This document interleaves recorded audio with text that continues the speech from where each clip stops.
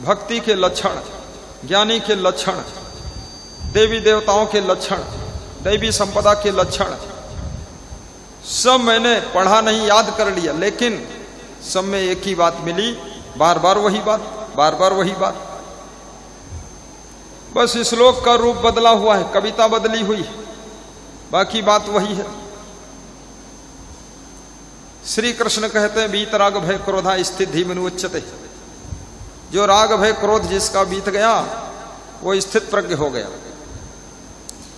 फिर जब देवताओं के लक्षणों का वर्णन करते तब फिर वही बात बताते हैं, अक्रोधा, अहिंसा सत्यम अक्रोधा त्यागा शांति अपैशनम दया भूते सलोलुप्तम मार्दोम ही व चापलम। फिर वही बात, यानी भक्ति का लक्षण, देवी देवता का लक्षण, स्थित प्रज्ञ का लक्षण, ज्ञानी का लक्षण, सारे लक्षण वही है लक्षण, कोई बदल बदल के नहीं है। दया सब जगह लागू है, क्रोध को कंट्रोल करना सब जगह यही ज्ञान बताया गया है। इसलिए बार बार समझाना पड़ता है, क्योंकि एक बार में तुम समझते नहीं हो, इसलिए बार बार वही काम करना पड़ता है। कबीर साहब का बीजक पढ़ो, कई चीजें बार बार बार बार वही बात आई। रामायण में देखो बार बार, लेकिन तुलसीदास गुरु नरहर दास के ज्ञान को सुन करके ना थकते हैं, ना छकते हैं, ना ऊबते हैं, ना डूबते। तुलसीदास श्रद्धा से सुनते हैं। तदपि कहे वो गुरु बारही बारा। तदपि कौन दोहराएगा चौपाई? सबको बोलना है। टेंशन किस बात की है? चेहरा भी थोड़ा खिला गुलाब बनाइए। चेहरा ऐसा है कैसा है, जैसा है वैसा है, नागफनी जैसा है। मैं यही चिंता में फंसा हूं कि लोग क्यों चिंता में हैं। हंसते नहीं, मुस्कुराते नहीं, होई है वही जो राम रचि राखा। फिर काहे के लिए चिंता? तुम्हारी आत्मा राम ने जो रचा है वही होगा। अरे राम, उनको अयोध्या वाले राम को मत दोष दे देना कि उन्होंने जो रचा वो हो रहा। उनके ऊपर दोष क्यों देते हो? तुम्हारे भीतर जो आत्मा राम छुपा है, उस आत्मा राम ने जो कर्म किया है, जो सोच रखा वही होगा और कुछ नहीं होगा।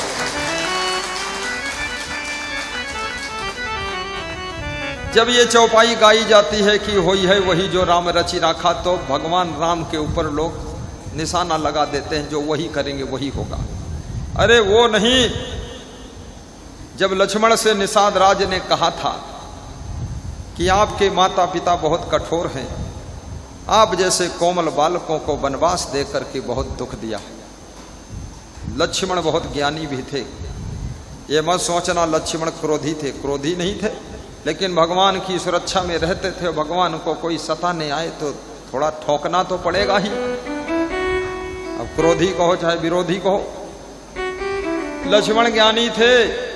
निषाद राज को ज्ञान दे रहे हैं कि मेरे माता पिता को कुछ मत कहना, मेरे माता पिता का दोष नहीं है। तो बोले फिर यहां वन में क्या कर रहे हो, भटक क्यों रहे हो? बोले भटक नहीं रहा हूं, पिता की आज्ञा का पालन कर रहा हूं और मां की इच्छा को पूरा कर रहा हूं, भटक नहीं रहा हूं। 1 रुपया देकर नहीं भेजा है राजा दशरथ ने। सोचिए, एक कमांडो गार्ड भी नहीं दिया है, कुछ नहीं।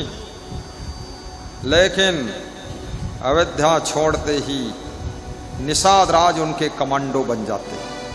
अपने कमांडो का इंतजाम खुद भी रखो थोड़ा।